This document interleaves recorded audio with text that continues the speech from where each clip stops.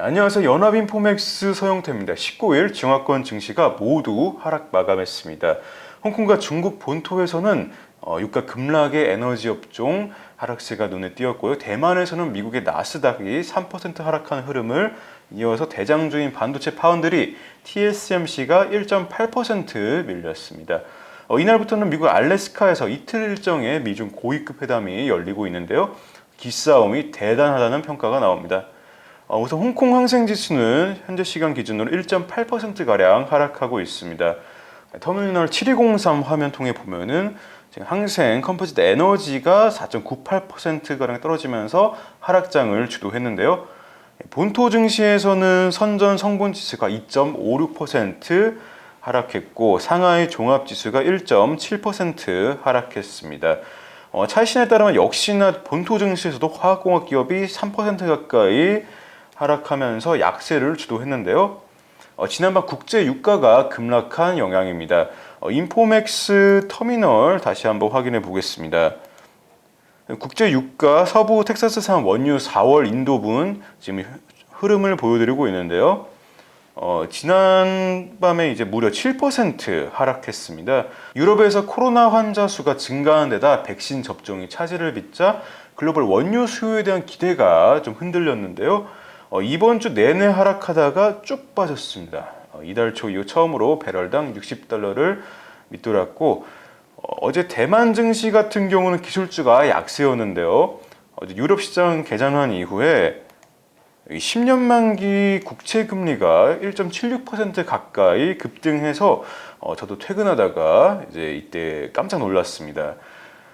한국 시간으로 이제 18일 새벽이죠. 장기 금리가 FOMC 전에 오르다가 기자회견 끝나면서 진정세를 보이는다 싶다가 아시아장에서 소폭 오르고 좀 그럭저럭 지나간 듯 하다가 갑자기 시간차를 두고 이렇게 올랐습니다. 이후에는 점차 좀 하락세를 나타냈는데요. 나스닥도 3% 빠졌는데 기술주 투자하신 분들 장기금리 꾸준하게 눈여겨보셔야겠습니다. 좀 방심하기가 참 힘드네요. 미중 고위급 회담 뉴스 전에요. FOMC가 결과 나온 이후에 미국 경제정책에 중국 금융당국이 더욱 촉각을 곤두세운다는 사우스 차이나 모닝 포스트 보도를 전해드리겠습니다. 미국의 완화적인 통화정책은 중국 내 자산버블 리스크를 줄이려는 당국 입장에서는 우려스러운 일이라는 내용인데요.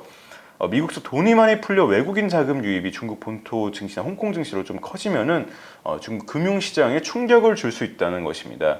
중국 금융개혁연구원의 류선진에는 미국의 통화정책과 재정정책은 부양책의 점진적인 회수 등과 같이 당국이 우선순위에 두고 있는 경제정책을 실시하기가 어렵게 만든다고 지적을 했습니다. 2대2 알래스카 미팅 분위기 좀 험악했습니다. 미국 측 토니 블링컨 국무장관과 제이크 설리반 백악관 국가안보보좌관, 중국 측 양제 측 공산당 외교 담당 정치국원과 왕이 중국 외교 담당 국무위원 겸 외교부장이 알래스카 앵커리지에서 이틀 일정 회담을 개최했는데요. 아침부터 어떤 내용이 나올까 지켜봤는데 취재진에게 공개되는 2분짜리 모두 발언에서 양측의 대치가 이어지면서 1시간 내내 좀 이렇게 서로 발언을 주고받았다고 합니다. 이와 관련해서 중국 측은 중국의 대내외 정책과 관련해 미국이 무리하게 공격한다고 지적을 하고 또 손님을 대하는 태도가 아니라 도리가 아니라고 지적했습니다. 아울러 양제 측 정치국원은 미국 마치 윗사람처럼 중국한테 말할 자격이 없다고 일갈했다고 하는데요. 한 말씀 하시는 듯한 모습입니다.